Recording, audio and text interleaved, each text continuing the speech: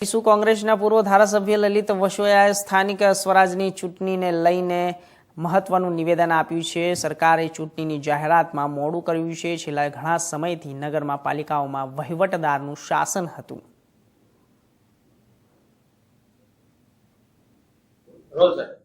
રાજ્ય સરકારે અને રાજ્યના ચૂંટણી પંચે આજે નગરપાલિકાઓની ચૂંટણીની જાહેરાત કરી છે। ગુજરાતની પ્રજા વહીવટદારના શાસનથી પીડાતી હતી। આજે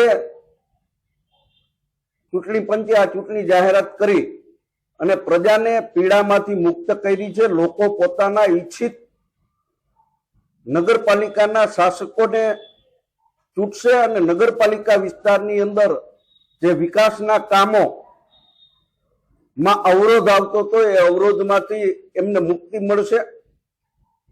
ચૂંટણી રાજ્ય સરકારે ઘણી લેટ કરી છે।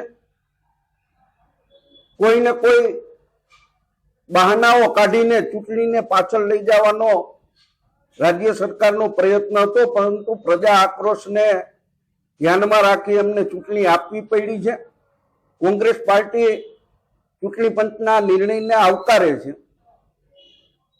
આવતા દિવસોની અંદર કોંગ્રેસ પાર્ટી આખા ગુજરાતની અંદર તમામ નગરપાલિકાઓ એકલા હાથે ચૂંટણી લડવાના છે અને ચૂંટણી જીતવા માટેનો કોંગ્રેસનો પ્રયત્ન રહેશે।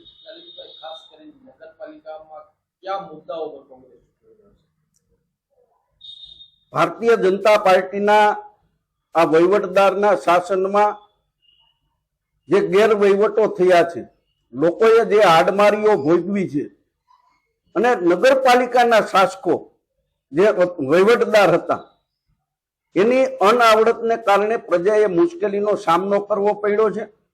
કોંગ્રેસ પાર્ટીના કાર્યકર્તાઓએ લોકોના પ્રશ્નને વાચા આપવા માટેનો પ્રયત્ન કર્યો છે।